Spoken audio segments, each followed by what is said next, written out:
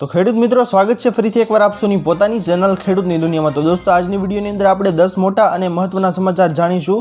વિડીયોને શરૂ કરતા પહેલા દોસ્તો હું આપસોને જણાવી દઉં કે જે કોઈ પણ ખેડૂત ભાઈઓ અમારી ચેનલ ખેડૂતની દુનિયા પર નવા છે તેમને વિનંતી કે ફટાફટ અમારી ચેનલને સબસ્ક્રાઇબ કરી દો, જેના લીધે દિવસભરના કામના સમાચાર આપસોને આ ચેનલના માધ્યમથી મળતા રહે। તો ચાલો દોસ્તો આજની વિડીયોને શરૂ કરીએ। તો દોસ્તો આજના સૌથી પહેલા મોટા અને મહત્વના સમાચાર આપસોની સામે આવી રહ્યા છે કે લીલો દુકાળ જાહેર। જૂનાગઢ જિલ્લાના ઘેડ પંથકમાં સિઝનનો 100%થી પણ વધુ વરસાદ પડ્યો છે, જેના કારણે લીલો દુકાળ સર્જાયો છે। ત્યારે આ પરિસ્થિતિ સર્જાતા ખેડૂતોને મુશ્કેલી વેઠવાનો વારો આવ્યો છે। જિલ્લામાં ભારે વરસાદના પગલે કેશોદ અને માણાવદર તાલુકાના અનેક ગામડાઓ સમુદ્ર પરિવર્તિત થઈ ગયા હતા। પાણી ભરવાના કારણે મગફળીના પાકને ભારે નુકસાન પહોંચી છે। બીજી તરફ કપાસ અને જુવારનો પાક પણ ઢળીની સળી જતા ખેડૂતોને રોવાના દિવસો આવ્યા છે। સરકાર લીલો દુષ્કાળ જાહેર કરે તેવી ખેડૂતો માંગ કરી રહ્યા છે। ત્યાર પછીના મહત્વના સમાચાર આપસોની સામે આવી રહ્યા છે દોસ્તો કે વાહન ચાલકો સાવધાન। અમદાવાદમાં દ્વિચક્રીય વાહન માટે હેલ્મેટની અમલવારીને લઈ ગુજરાત હાઈકોર્ટે મહત્વનો આદેશ કર્યો છે, જેમાં વાહન ચલાવનારની સાથે ટુ વ્હીલમાં પાછળ બેસનાર માટે પણ હેલ્મેટ ફરજિયાતની અમલવારી કરવા માટે હાઈકોર્ટનો આદેશ કર્યો છે। 15 દિવસ હેલ્મેટની ફરજિયાત અમલવારી કરાવવા હાઈકોર્ટ સરકારને આદેશ કર્યો છે। ગૃહમંત્રી હર્ષ સંઘવીએ કહ્યું કે હાઈકોર્ટના આદેશ બાબતે સમીક્ષા કરીશું, જે સમીક્ષા બેઠક સાંજે બોલાવવામાં આવી છે।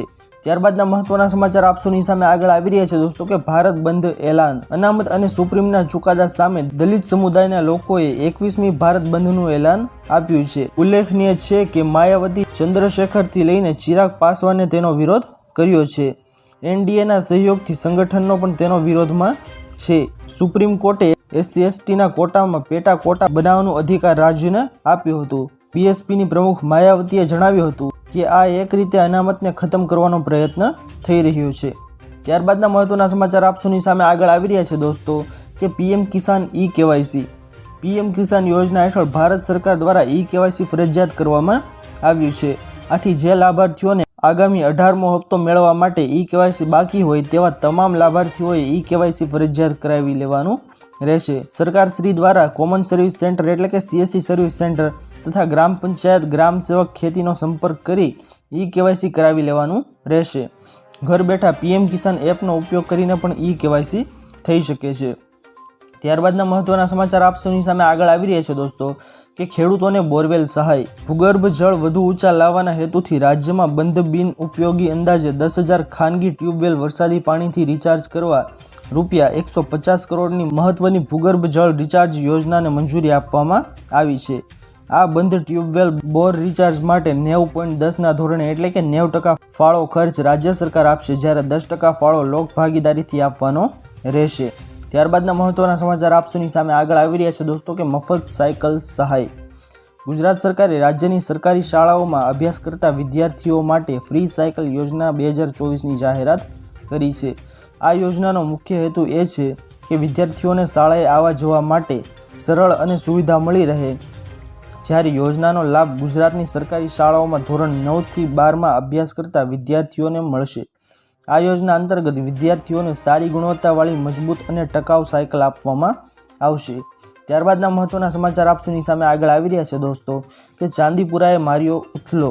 રાજ્યમાં શંકાસ્પદ ચાંદીપુરા વાયરસનો કહેર યથાવત જોવા મળી રહ્યો છે। શંકાસ્પદ ચાંદીપુરા વાયરસ કેસ 160ને પાર પહોંચ્યા છે। કેસનો આંકડો 162 કેસ પર પહોંચ્યો છે, જ્યારે ચાંદીપુરા પોઝિટિવ કેસની સંખ્યા 60 થઈ છે। આ જીવલેણ વાયરસથી અત્યાર સુધી 73 દર્દીઓના મોત થઈ ગયા છે।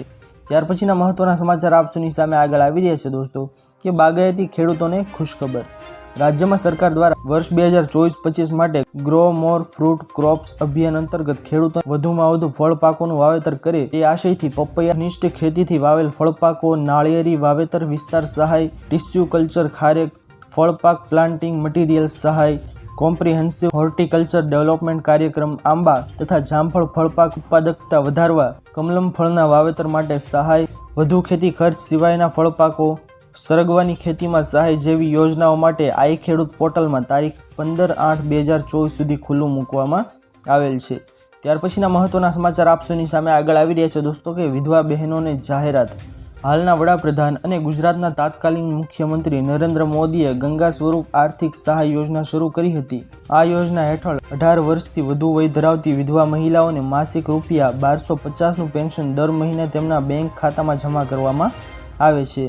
રકમ 1 વર્ષ સુધી જે બાદ લાભાર્થીઓએ પુનઃ લગ્ન કર્યા નથી તેવું પ્રમાણપત્ર રજૂ કરવાનું રહે છે. આ પ્રમાણપત્ર દર વર્ષે જુલાઈ મહિનામાં રજૂ કરવાનું હોય છે. 50 વર્ષથી વધુની વય ધરાવતા માતા બહેનોને આ પ્રમાણપત્ર લેવામાંથી મુક્તિ આપવાનો નિર્ણય કરવામાં આવ્યો છે. ત્યાર પછીના મહત્વના સમાચાર આપસોની સામે આગળ આવી રહ્યા છે દોસ્તો કે આજે ઉત્તર ગુજરાતમાં સાવધાન. હવામાન વિભાગના વૈજ્ઞાનિક રામાશ્રય યાદવે જણાવ્યું કે આજે ઉત્તર ગુજરાતમાં ભારે વરસાદનું યલો એલર્ટ અપાયું છે. રાજસ્થાન તરફથી આવતા વરસાદી ટ્રફના કારણે આગાહી કરાઈ છે. આ સાથે જ અમદાવાદમાં અને ગાંધીનગરમાં મધ્યમ વરસાદની આગાહી કરવામાં આવી છે.